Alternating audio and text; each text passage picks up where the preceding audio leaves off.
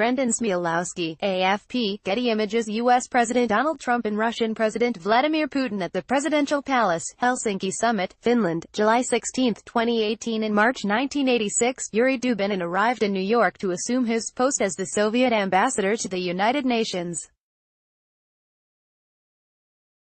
Dubinin's daughter, Natalia, was already a diplomat serving at the Soviet mission, and she picked her father up at the airport and drove him into a city to which he'd never before been.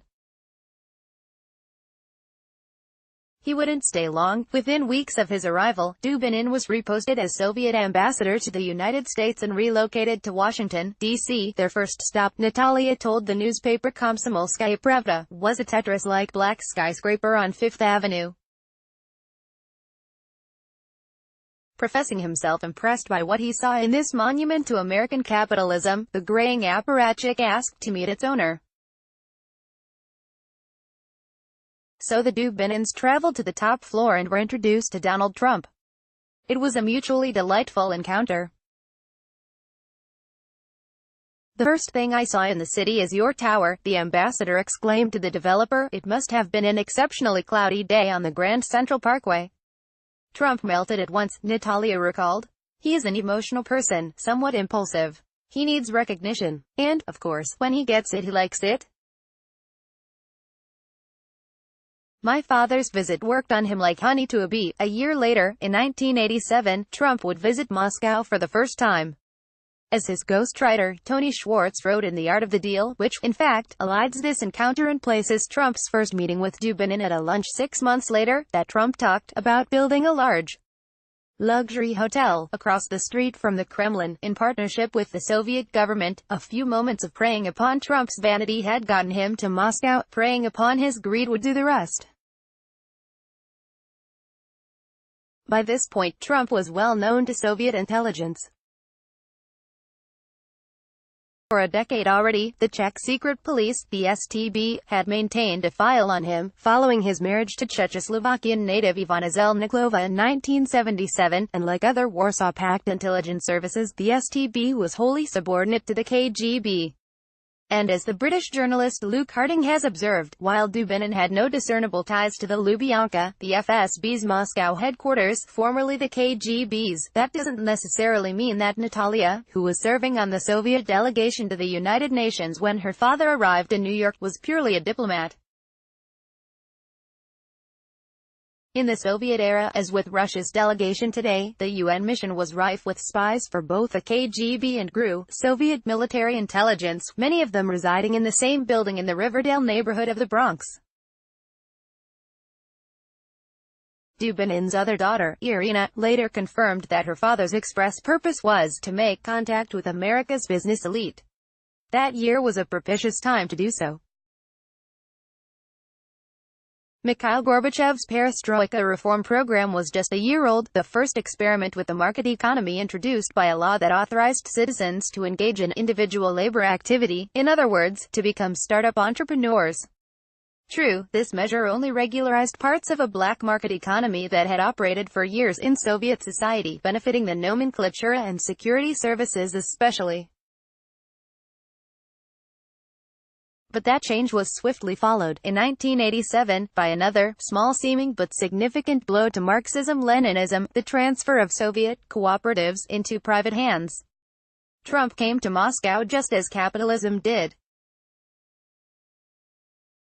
Here's this rich American who's bandied about loosely the idea of running for political office, says Stephen Hall, a former head of Russia operations for the CIA. What that triggers on the side of the KGB is, we're going to collect on him. We're not going to do high-level physical surveillance, but we're going to collect on him, see where he stays, wire him, do some open-source research. You never know where he'll wind up. Russian spies are taught how to play the long game in the cultivation of assets, agents, or mere informants, whether at home or abroad. A less-than-chance encounter with a lowly but ambitious American defense contractor on a business trip to Brussels may yield top-secret U.S. nuclear secrets decades later. The recruitment of a U.S. military attaché stationed at the embassy in Tokyo could begin with answering his overworked secretary's singles ad. Some investments will fizzle out, the defense contractor gets spooked and goes to the FBI, the attaché's secretary gets reassigned, but others will pay off handsomely. Asterisk at that time, the twilight of the USSR, a good many KGB officers could not have known where they'd wind up. Some became extremely wealthy in their own right as beneficiaries of a nascent free market that still relied on the ancient regime's old patronage networks in cronyism, Vlad and Sivyasi, in Russian. Others went on to serve as the security details or C-suite helpmeets of a new generation of industrialists, who modeled themselves on their Western counterparts. As David E. Hoffman notes in his superb account of this transformative period, the oligarchs, the new Russian tycoons, also borrowed amply from a rich history of plutocracy in Europe and the United States. Although the Russian fortunes were relatively small, the top 4 Russian commercial banks in 1995 would have ranked a little higher than 30th in Italy. They nonetheless adopted the style and methods of the great robber barons, emulating their brazen deals, stile self-confidence, daring gambits, and super-rich fantasies. The oligarchs made their money out of the single largest transfer of state assets into private ownership in history. In many instances, they used public funds deposited in their banks to buy those assets, or issued the government loans that paid for shares in state properties whose actual worth was many times the size of the loans.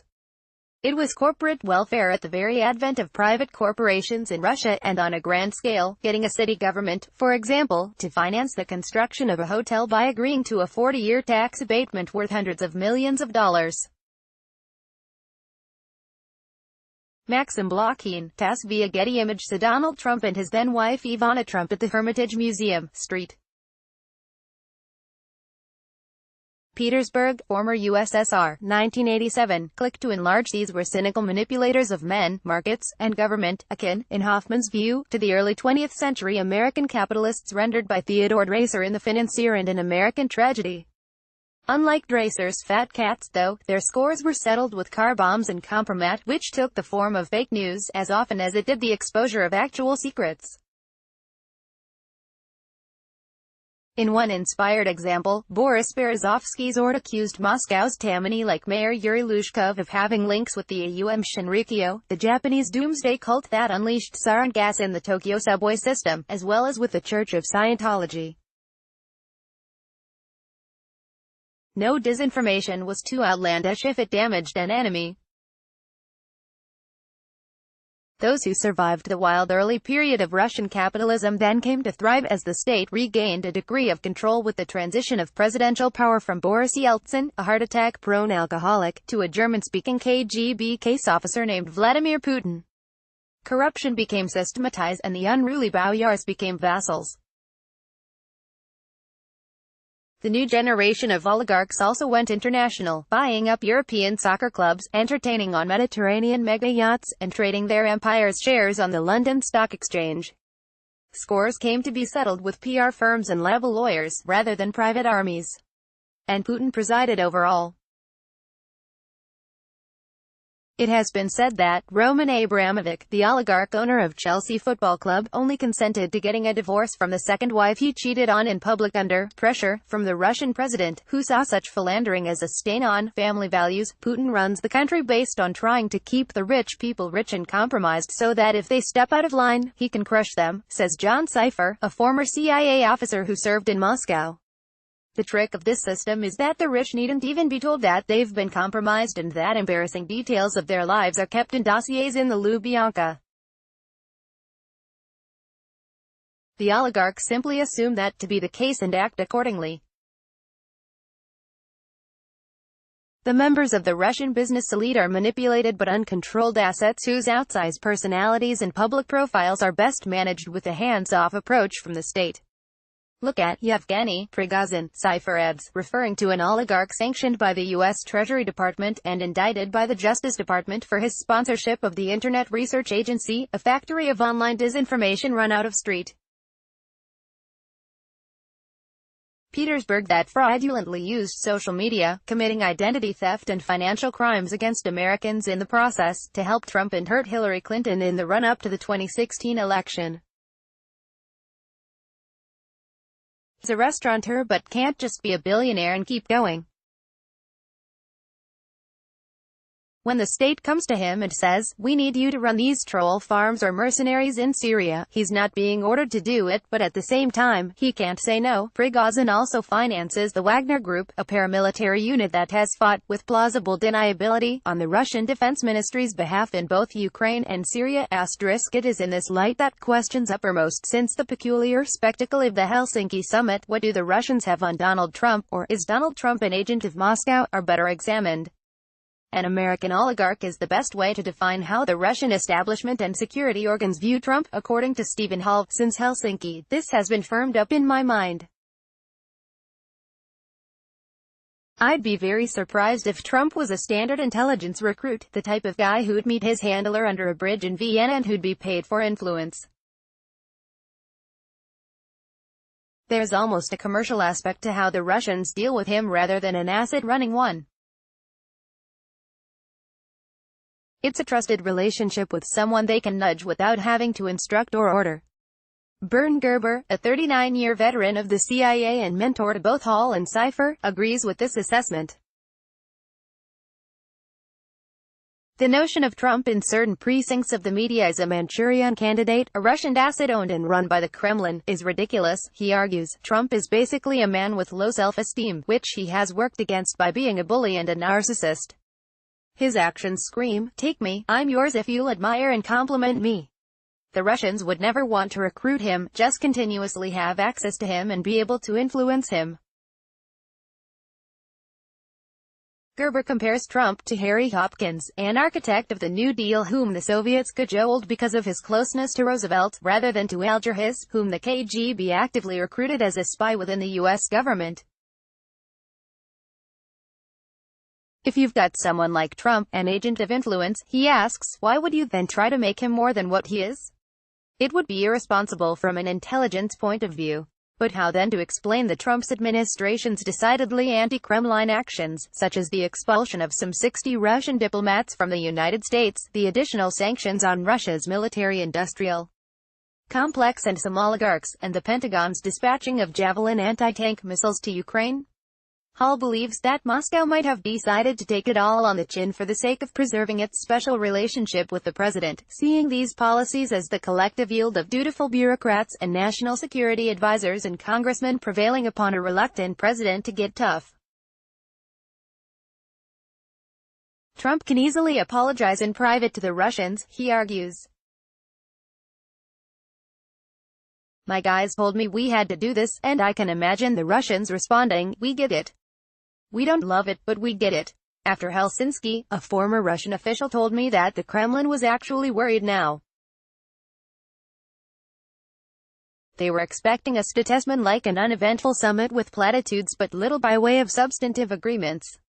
However, so deferential was Trump toward Putin, the diplomat said, that the Russians were worried the White House or Congress would have no choice but to retaliate by passing more sanctions. In the event, the president seemed to opt for threatening all-caps war with Iran on Twitter, perhaps to distract from his self-abasing performance in Finland and his own party's embarrassment from it, which forced him to postpone a proposed follow-up meeting with Putin at the White House. Trump was reportedly livid that his Putin-hugging in Helsinki had not played better at home. Unlike Harry Hopkins, Trump cares nothing for social safety nets and is not motivated by ideology. Only ego and a self-image is the great deal-maker, the ultimate winner. The world is made up of people with either killer instincts or without killer instincts, he told TV presenter Rona Barrett in 1980. And people that seem to emerge are the people that are competitive and driven and with a certain instinct to win. Alexei Nikolsky, Sputnik, AFP, Getty Image. Donald Trump and Vladimir Putin posing at the Helsinki summit, Finland, July 16, 2018. Trump often sounds and behaves as if he rose to fame and fortune by hawking PCs or blue jeans on the pre-perestroika Moscow black market, not by being born a son to multimillionaire landlord in Queens. He came from inherited wealth, but he behaves like a self-made member of the nouveau riche. His tastes are exorbitant but cheap. He is the poor man's caricature of a rich man. Yet one can't deny he has political cunning. As Putin's political strategist, Vladimir Surkov did for the Russian leader, Trump has created for himself a clever fairy tale about what a hero of our time looks like, an emblem of the establishment who partakes of all of its luxuries and perquisites while at the same time inveighing against it, half jokingly, half not, as a colossal racket, of which he, as a principal racketeer, has taken advantage. And if he can con the system, why can't you? He turns up the music at Mar-a-Lago to stick it to the stuffed shirts of Palm Beach, the sorts of people who owned the banks that refused to lend him any more money. He has threatened journalists, financial analysts, and commentators with litigation for saying unflattering but true things about him or his businesses, not necessarily because he felt dishonored or insulted, sometimes just because he wanted to show them who was boss. He once filed a $250 million defamation suit against Abraham Wallach, then a senior vice president of First Capital Management, who said, correctly, on television that the Trump Organization had overpaid for its properties and that its CEO's ego was driving the business to ruin. Trump then hired Wallach and dropped the suit. Annihilation or co-optation was the choice offered to all oligarchs. After 2000, following Vladimir Kaczynski's public criticisms of Putin and his loss of his media empire to Gazprom, he cannot admit to accepting help, even from his own family. When he was about to default on his debts for the Taj Mahal, a lawyer bought $3-4 million in chips but placed no bets. This sum was very close to the amount the casino needed to make its first payment. Fred Trump, the father Donald Trump idolizes and whose virtues and business acumen he extols, was the man behind the bailout. Why couldn't a wealthy father simply help his son financially, directly and out in the open? To do so would force an admission of defeat from someone with killer instincts to win. This explains why Trump compulsively denies and obfuscates what he knows to be true, that Putin helped him win the White House.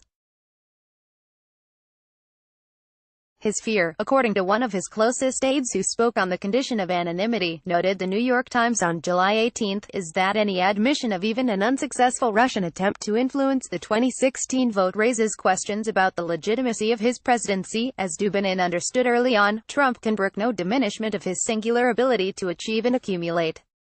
He will compliment anyone who flatters his self-perception, whether they run beauty pageants, discotheques, or Stalinist slave states. His shamelessness is both a boon and a blight to a foreign intelligence service because he can breezily dismiss sexual and financial scandals as the sour grapes of envious enemies out to destroy him. This is why it doesn't really matter whether or not the Kremlin possesses a tape of Trump cavorting with urinating prostitutes at the Ritz-Carlton, and it may not even matter if they possess reams of his elusive tax returns or documents leading to secret offshore bank accounts. The truest compromat on Trump is his own personality. His amour propre, as it turns out, is Putin's greatest alibi.